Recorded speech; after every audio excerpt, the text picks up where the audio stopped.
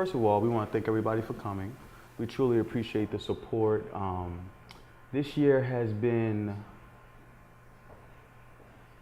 a struggle, to say the least. I quit my job, so I worked in IT for a long time.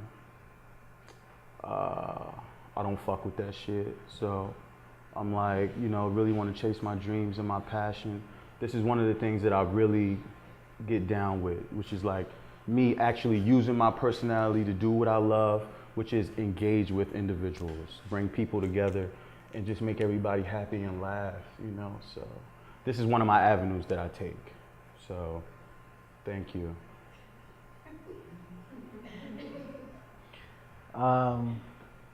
So for those of you who may not know the background of the Male Intuition, I had no intentions of doing a podcast or joining a podcast. At all. And it was the vision of Philip Michael Clay, who is our producer. He and Brianna Nelson and Keith Washington had the idea of hosting a podcast. You got it, yeah. I ain't shit. I started mouthing the words. I started mouthing the song. I started mouthing it. I was like, okay, sorry. So sorry. They had the vision of having a podcast that allowed males to just voice their concerns and their opinions on an array of topics. They casted Dajon, of course, and they had someone else in mind, I believe. And He didn't work out. Yeah, he didn't work out too well. And so they were looking for someone else. Dajon and I worked on a few projects in the past. He knows my passion for the arts and entertainment, and he thought I would be a good fit, and so I was privileged enough to join the team, and we haven't looked back ever since, and it's been nothing but laughs. We've had a lot of hiccups, ups and downs. A lot of arguments. A lot of arguments. It's not easy. A lot of inconsistencies from various parts, but I think season 4 was truly a stepping stone for us. It was a season where we all brought our A game. We all gave 100%. Our guests that we've had on the show gave 100% and phenomenal guests. So we appreciate the guests who are in attendance. We thank you for your support. We thank you for your enthusiasm towards our projects, for our friends and family. We appreciate you for coming out and supporting us. We know there's more people on the way, but we really appreciate y'all, and we wanted to do this a little differently.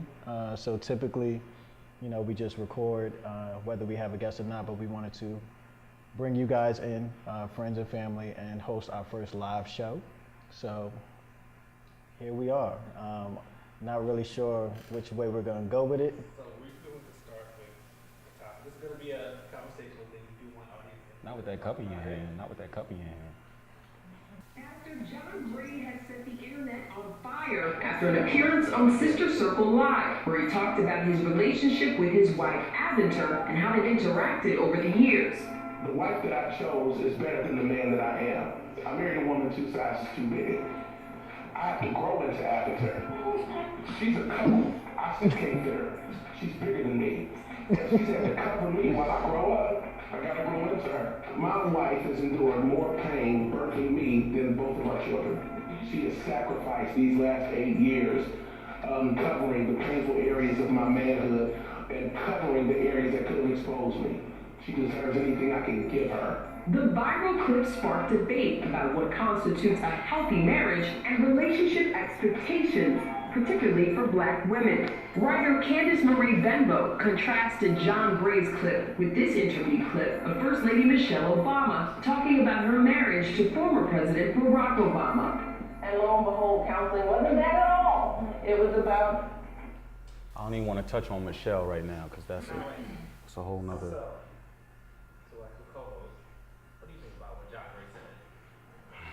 So we do an introduction like how we do normally for the show? Yeah, we could do that. Come on, let's do it. Yeah. So my name is Dajon Alford. Welcome. to the Male Intuition.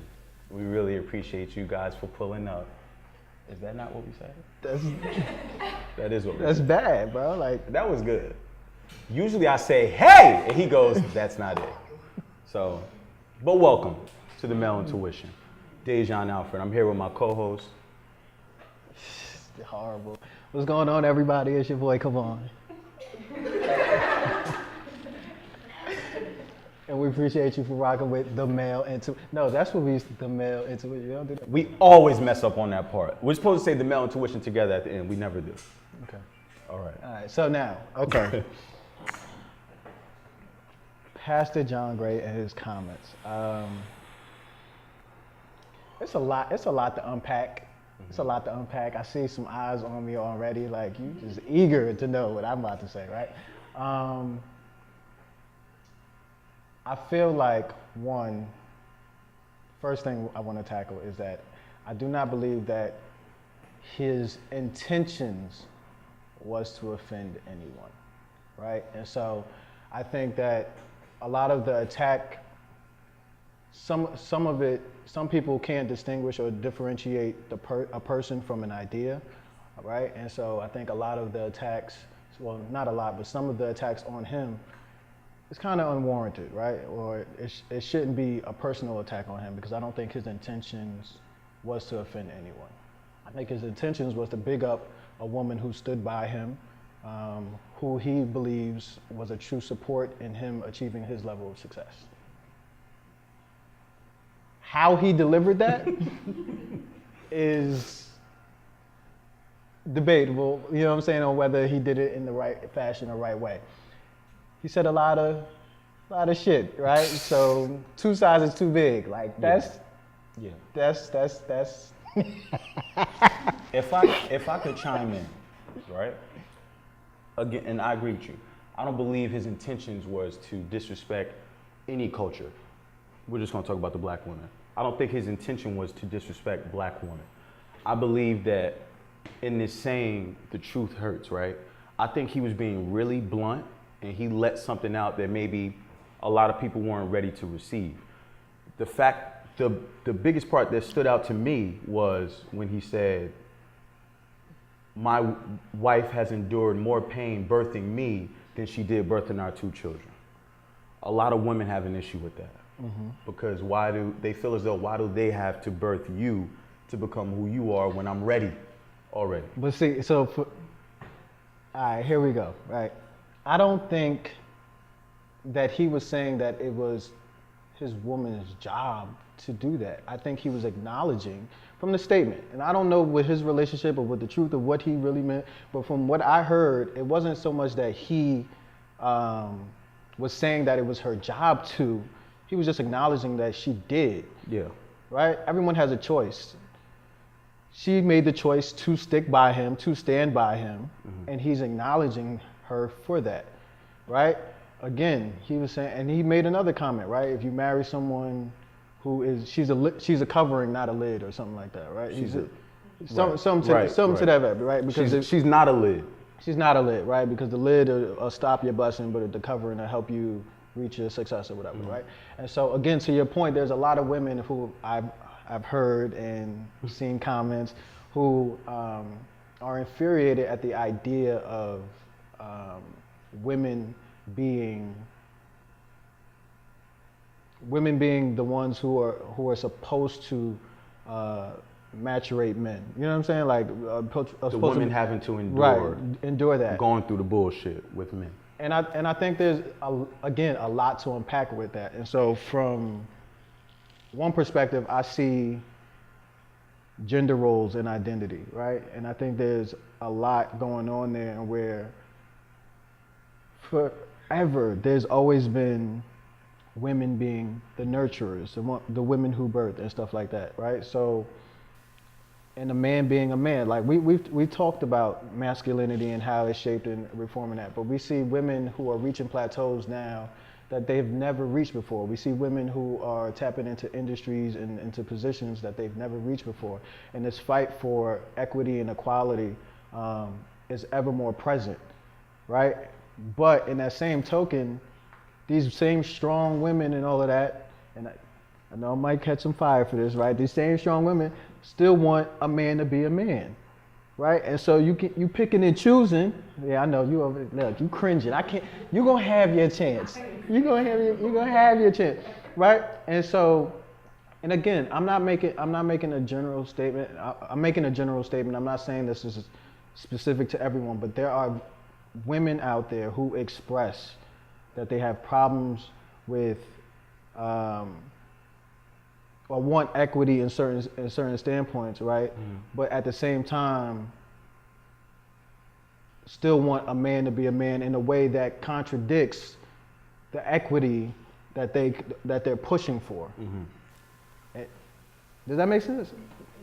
The women are kind of like, I ain't feel. But and we'll have some dialogue around it. But I'm just saying, like, I've been in positions where I've had conversations with people who say one thing, but their actions don't meet what they're saying. That's all I'm saying, right? And so, I think we still have a lot of growing to do as people, right?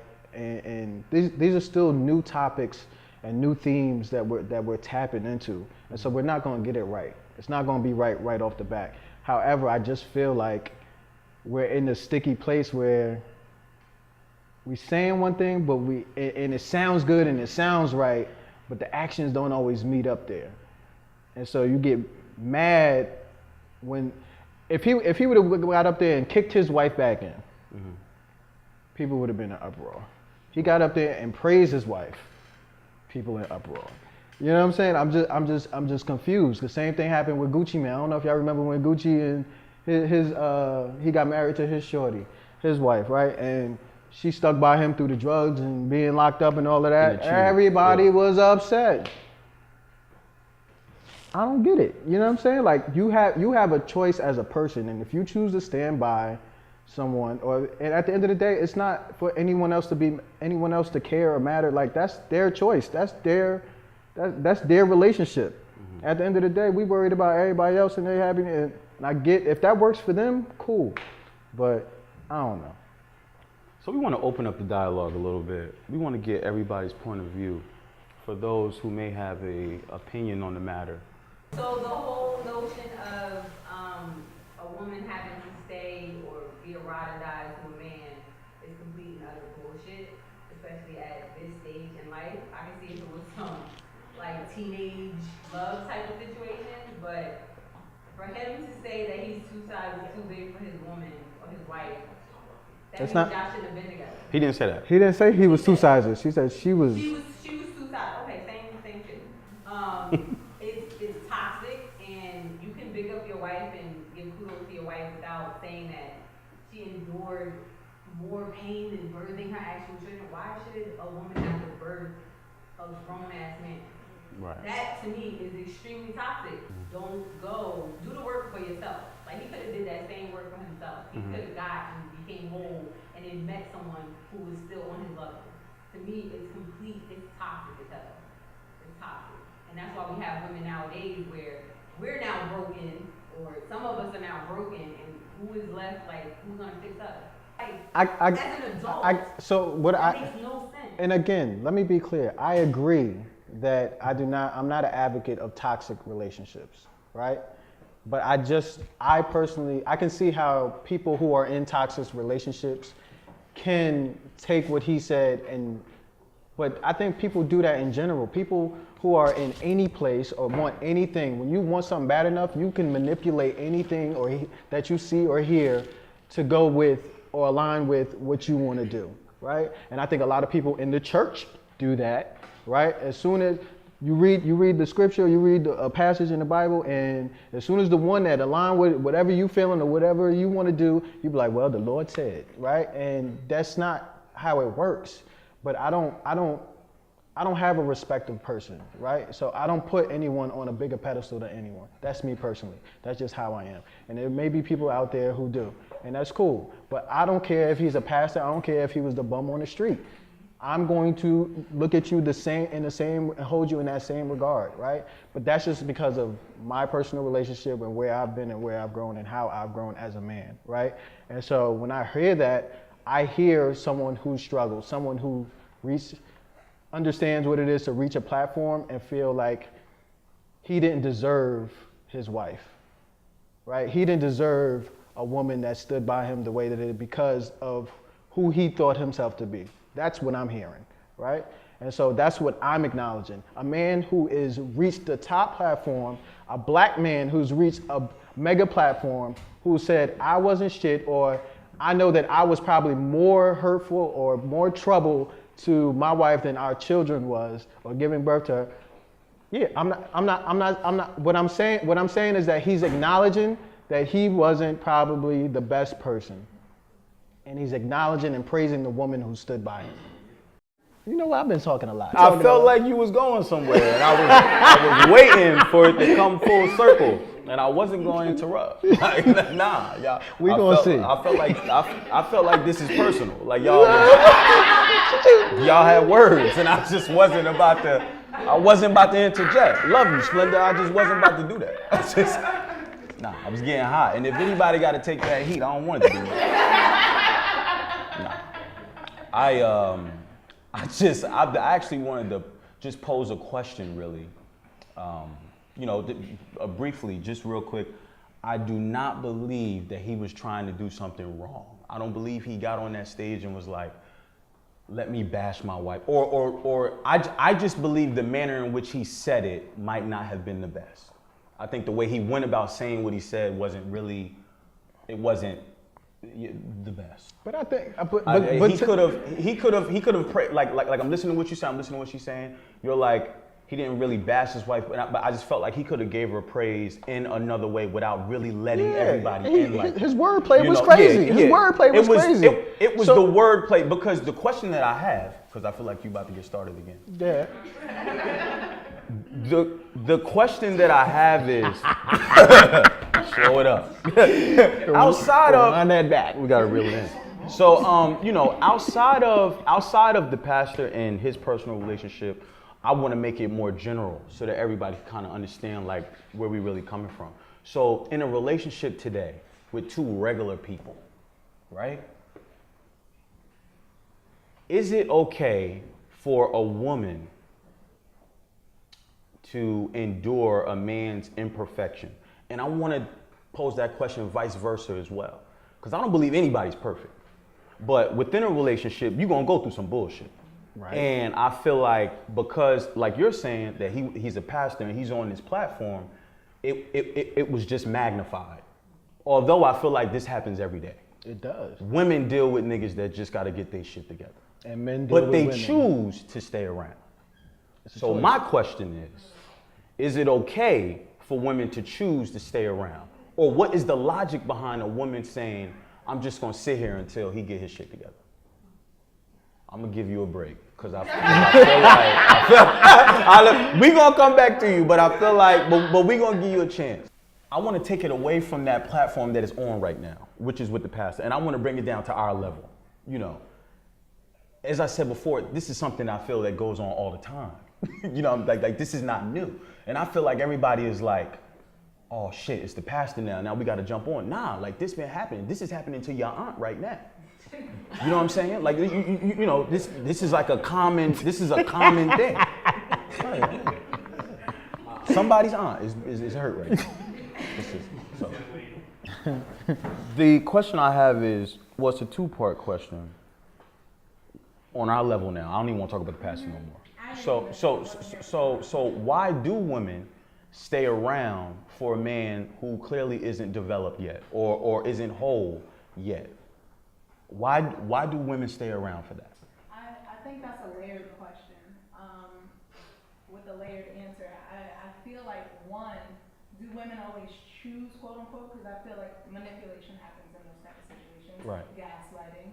And I also see a woman get involved with a man who doesn't know he's fucked up. She don't know he's fucked up. They get down the line midway through, they realize he fucked up. Right. And she's already there. So, right. I mean, mean, she's committed time, emotion, like her emotions probably are involved at that point, and she probably does care for or love this person, and you don't want to walk away from them at that point, but they do have shit they need to deal with on a personal level that they probably still don't know how to deal with on a personal level. It's a lot of reasons to it. Yeah. But I asked that question because I feel like the consensus to that video is that a lot of women are saying women should not have to deal with that. Like that's that's what everybody's really saying. Women shouldn't have to deal with a fucked up nigga. I don't think it's a woman thing. I think people shouldn't have to deal with it. 'Cause men Oh, do it absolutely, as well. absolutely. Like I would love for the men in the room to say something because y'all just really letting this shit just triumph over us right now. If we wait till 100% until if I wait till I'm 100% whole to start dating, Right. I'm never going to date. Yeah. If you wait till you 100% whole to start dating, you are never going to meet anyone because you're never 100%. I feel as though it's never. You are always going to go through something. Okay, like respectful. Yeah, I mean, don't cut me off no more. It's your last time. You just gonna get that point across. All you did was repeat it though. But It'll level the playing field with this example for those who watch Insecure. The episode I'm referring to is when Lawrence was talking to his father, and I think he was referencing Issa and all the shit that Issa has, the baggage, the luggage. But then his father goes, everybody has baggage, but you work through it together. Everybody brings their own baggage, and you just file through it together. But why can't you just be with yourself, right?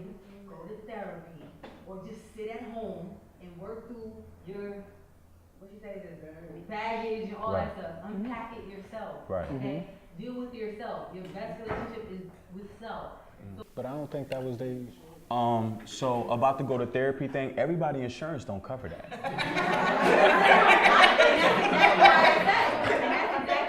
Because mine don't.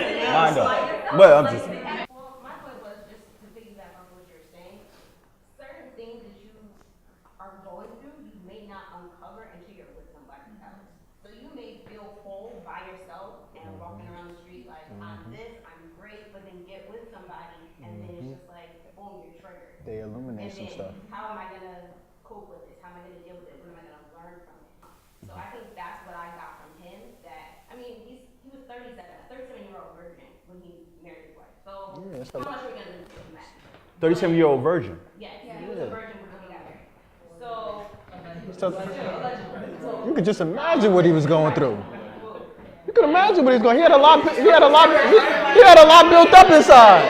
He had a lot built up inside. So he probably dealt with certain things beforehand. Can a pastor masturbate? His wife, there's probably things that uncovered as terrible. well. I mean, that's just a different He was stressed. perspective. On the inside. You say he was backed up? You said he was backed up? To wrap this point up in whole, I just want to say, and I'll let you speak as well. Thank you. No problem. I just want to say that,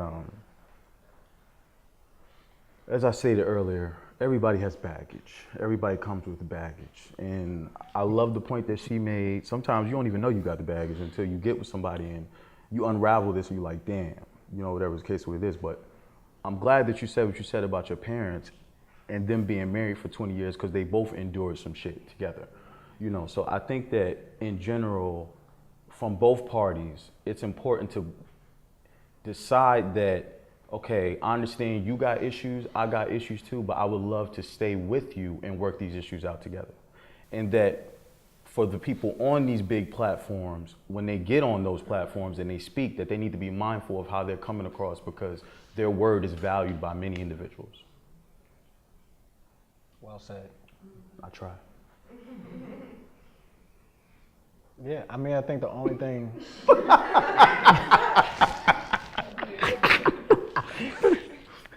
I just believe in the power of choices, and I feel like a lot of times people don't acknowledge that they always have a choice. And if you always acknowledge that you have a choice, then it's no one's fault for whatever position that you're in. No one else's fault, right? And so you can always become better or be better. And so if you find yourself in a toxic situation, because I'm in no way an advocate of toxic relationships. I don't endorse it at all. I think, but you have to acknowledge where you are and who you are, right? And so if you make the choice to be with someone, then that's your choice, who may not be whole or whatever the case may be. And I think a lot of times, to your point, we do. I mean, I do look at things at surface value a lot of times, right? And so, if I didn't even know that it was a thing until I saw everyone in uproar about it, and I was like, "What's going on? What's this?" And if I would have heard it beforehand, I probably wouldn't even thought twice about it. Right. But I do appreciate the uproar because it did help me to think of things in a different dynamic. I don't think that was his intention, but I do appreciate it happening because of the dialogue. Before we continue, I definitely want to thank Janae. Janae supplied us, she's right here, she supplied us with these shirts. We gonna see. With these sweaters, so it's like we gonna see. And she was on one of the episodes, so please tune in to catch her. Thanks, Janae, for the sweaters. We appreciate it. Thank you so much. Splenda was on the episode. Thank you so much. Shannon and her sister Kelly were on the episode. Thank you so much. It's the episode. This is the episode, right here. Thank you so much. For those who are watching live that may not see us, where can they find you? At Dajon be tripping on Instagram. It's the same thing on Twitter. At Dajon be tripping. It's exactly what you heard. Dajon be okay. So tripping. D-A-J-N. Right. Sorry for the people that's watching live right now. It's D-A-J-O-N-A-L. Oh, that's my last name. We live. So that means it's time for today. And you can find me on IG and Twitter at Taylor, Tailord__. Two underscore. That's underscore. Yes. Very important. I do want to say this before I leave because I think it's very much in the space that we are now. We are wholeheartedly fulfilling our dreams and our passions, and so for anyone who is out there who are viewing us, or is in this room, who's on that fence about pursuing your dream or pushing through to a goal, we highly encourage you to just go at it 100%. There's no better time than now, and so just stay true to who you are, be authentic, and continue to produce whatever content it is that you're producing, and find your support system. And I'm grateful for my support system. Thank you so much for coming out, everybody. We appreciate you guys. Thanks again. And we look forward to seeing you in the future with everything else that we have going on. So thank you. We love you guys.